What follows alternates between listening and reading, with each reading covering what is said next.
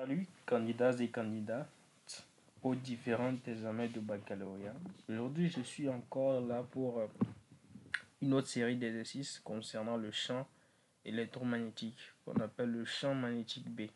Donc, comme je le répète toujours, il faut toujours connaître la définition du champ magnétique.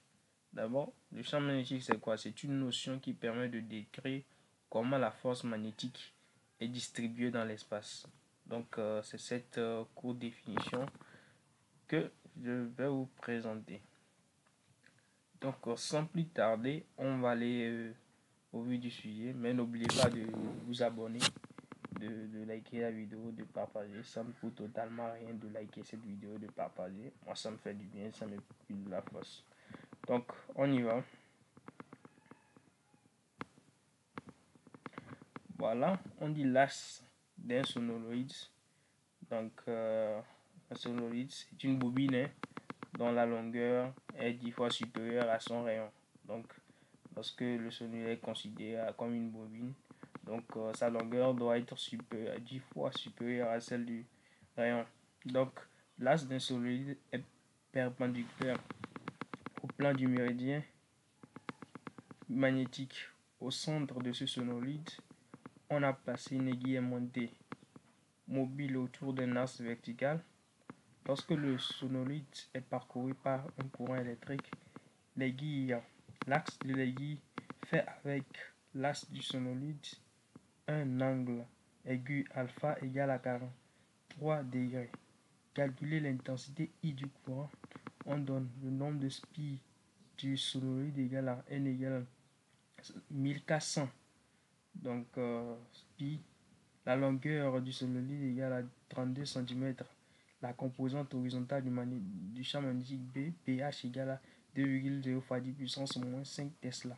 La perméabilité de l'air nu0 égale à 4 pi fois 10 puissance moins 7 SI. Donc ici, on nous demande de calculer juste l'intensité du courant. Donc on sait que quoi? La force magnétique B, bon, tout d'abord, il faut connaître les caractéristiques du champ magnétique B. Donc, lorsqu'on te parle de caractéristiques, on parle de direction, de sens et d'intensité ou de valeur norme. Donc, la direction, c'est celle de l'axe de la bobine ou bien de solénoïde ou bien de l'aiguille aimantée. Donc, vous avez le choix. Donc, le sens, ça va toujours de la face sud vers la face nord. Toujours de la face sud vers la face nord. Vous avez compris? Et l'intensité est égale à quoi? Nu 0, NI. Le nu, c'est la perméabilité à vide du vide. Le N, c'est quoi? Le nombre de spies par unité de longueur. Le I, c'est l'intensité. C'est qu'on nous demande de calculer. Donc, or, le N égale à quoi? Le nombre de spies sur la longueur. Donc, on remplace le N par sa valeur. Donc, B égale à ça. Or, on nous dit lorsque le courant traverse le solénoïde, il forme un angle alpha avec le champ magnétique B. Donc, je vais vous montrer comment déterminer le B dans votre exercice. Donc, vous allez voir que on va utiliser la règle de la main droite. Donc, la règle de la main droite dit que quoi? Le courant passe par le poignet, rentre par le poignet et sort par les 4 doigts. Le pouce bien écarté indique la direction du champ magnétique B. Donc vous allez comprendre, le courant rentre par le poignet et sort par les 4 doigts. Donc vous avez votre main droite. Vous avez votre main droite là. Donc le courant passe par le poignet et sort par les 4 doigts. Le pouce bien écarté indique la direction du champ magnétique B. Donc vous voyez, le courant entre comme ça. Donc vous voyez comment le sens du courant dans ce sens. Donc notre champ magnétique B est dans ce sens. Regardons ici. Je vous ai dit que le sens de B, c'est de la face sud vers la face nord. Je vous ai dit c'est toujours. Donc nous avons notre courant électrique qui rentre comme ça. Donc notre courant, la main droite. Donc le courant rentre par le poignet et sort par les 4 doigts. Le pouce bien écarté montre la direction de B. Vous voyez très bien le B. Ce n'est pas de la magie. C'est toujours la main droite. Si même tu es gaucher, c'est toujours la main droite. Donc, on y va avec notre exercice. Donc, on voit que notre courant rentre comme ça. Donc, tu es obligé de tourner ta main. Donc, vous allez voir que le sens du courant, c'est dans ce sens. Ce n'est plus comme ça. Donc, vous allez tourner votre main droite de l'autre côté. Donc, ce qui veut dire que quoi? Le sens de B est dans ce sens. Est dans ce sens. Nous avons la face sud, nous avons la face nord. Donc, lorsque le courant rentre, nous avons, quand le courant ne passe pas, nous avons l'as BH. Lorsque le courant ne passe pas, nous avons notre BH. C'est lorsque ça ne marche pas, la guille aimantée est dirigée vers BH. Le BH. Mais lorsque le courant passe, la guille aimantée est dirigée vers ce sens. Donc, la résultante égale la résultante du champ magnétique vertical, B là, et du champ magnétique horizontal qui donne la résultante du B ici. Donc, on nous a dit que ça forme avec le B un angle alpha qui est égal à 43 degrés. Donc, c'est ça. On va utiliser quoi? Tangente. On voit que l'angle qui est ici, c'est encore l'angle qui est ici.